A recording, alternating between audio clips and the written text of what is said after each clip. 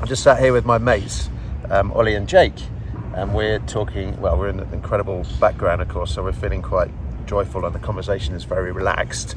But we're talking about confidence and how sometimes we feel very confident when we're relaxed and how we feel very unconfident when we're not relaxed.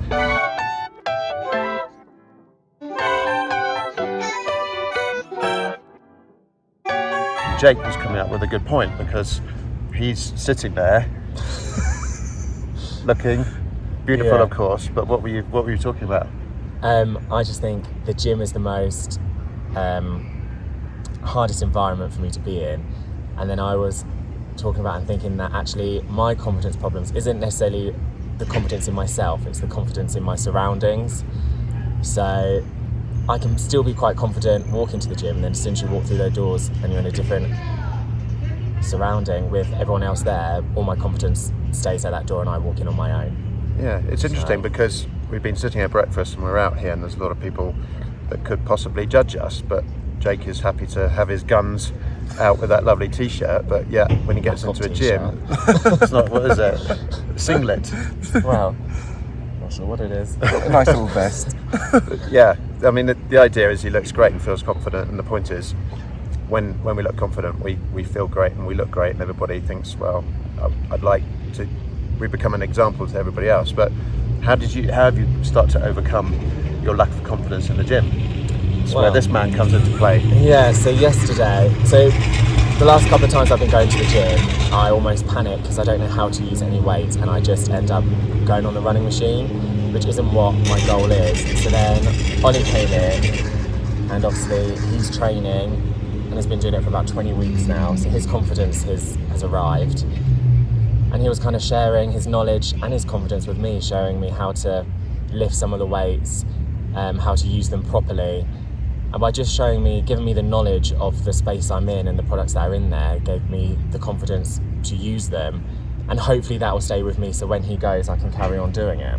Yeah, that's the plan. That's the plan. But actually, Oly, because this is the thing, for 12 weeks ago, you didn't feel that confident about going to the gym. Absolutely detested going to the gym, and the thought of what I would call the straight men in there giving you the glare because you're wearing some short shorts, or you pick up a weight that all the other women are picking up. But at some point you have to start somewhere, and it doesn't matter whether you're picking up 5 kilos, 10 kilos or 100 kilos. Everyone has to start their journey at the bottom to reach the top. So but the difference is, so effectively you've been a mentor and a coach to Jake in the gym yesterday. How did you start? I'm lucky enough that my partner is European champion for powerlifting, so he's encouraged me and inspired me to do something I never thought I'd be able to do. So I'm eternally grateful for him coming into my life and encouraging me. You found a passion together that you didn't realise you had, which is so good, so nice. I had surgery several years ago as well on my knee, and I had a back injury as a teenager. So again, I've been told my whole life by medical professionals I wouldn't be able to do these things, and yet here I am, hopefully proving them all wrong. And what did you say earlier about you're still not maybe as confident, you think you can't do things, but he does things?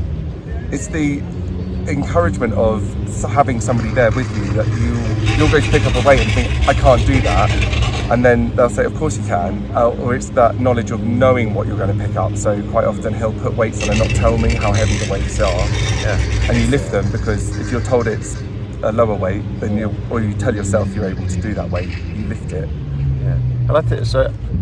The conclusion I think I'm coming to is that we all feel comfortable in certain circumstances. When we're at home with our parents, the chances are we're going to feel in that safe environment.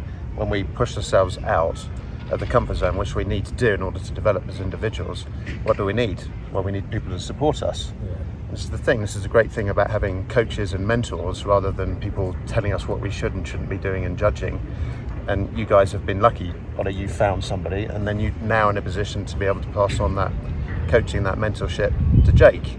And then Jake's going to learn a bit, and then he will go through that stage of supporting other people. And I think this is the really important thing. If we want to develop a positive mindset and confidence, we need to reach out to each other, because we can't survive with each other without each other. And we can also flourish. The important thing is that we flourish together. I think that's... Happiness comes from sharing. It's so true. There's no point keeping the knowledge to yourself. It's not going to do anything. You need to share it, and then you get confidence and you get something from passing on that knowledge, and then it just gets better and better. Well, it does. I mean, that's the basic form of humanity. We wouldn't have survived 250 odd thousand years without actually looking out for each other and supporting each other. I have to say, I wanted to talk about, which we definitely should at some point, like the confidence for me, which is a completely different level of eating. Like, I don't think I'm a sloppy eater, but I can be really conscious of eating, even with a knife and fork, in front of either new people or people that I think are going to be important in my life. Oh, 100%. So like something like meeting new crews or going out for ESET and then you go for those dinners before the training, and you can be really aware that, am I eating normally? Am I putting too much on my fork? And that awareness of being judged still. I agree completely, to the point where not so much of how I eat, but especially if I'm with new people or like you're trying to impress someone, I will order food that's soft because I have such anxiety that I make so much noise crunching. So like when the other night we were having dinner and we had the Caesar salad and come with like these Parmesan crisp things. Yeah. They're the noisiest things you'll ever. It's worse than like Kev's crunchy nut. Yeah. And I was sat there, and then these two were talking, so they weren't eating as well, and I was crunching, and I was like, so the people over there are looking at me. I'm sure of it.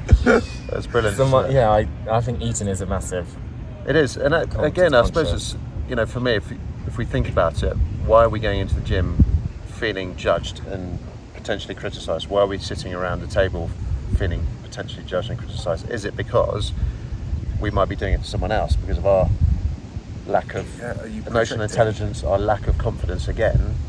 So you go in and you want to criticise other people because you feel unconfident yourself. So the easiest thing is to counter the lack of confident feeling in ourselves, to say, well, actually you're not good enough, and it's a point, isn't it? Actually, we're keeping ourselves low. These are the icebergs in our mind. Our self-belief is low, so we try and bring other people down to our level instead of recognising, actually, this is about us. Let's build the confidence up so we can go to that level, and then other people can come up there and we can mentor and coach them to come up to that level.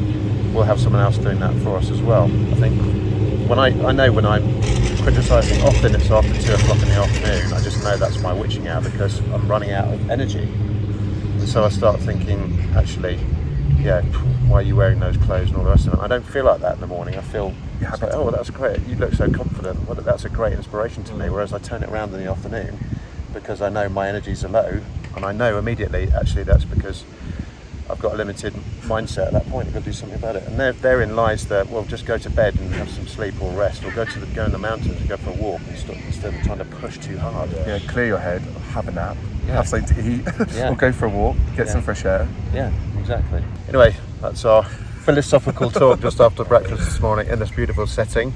Let us know what you think in that box below, and in the meantime, keep it in the greens.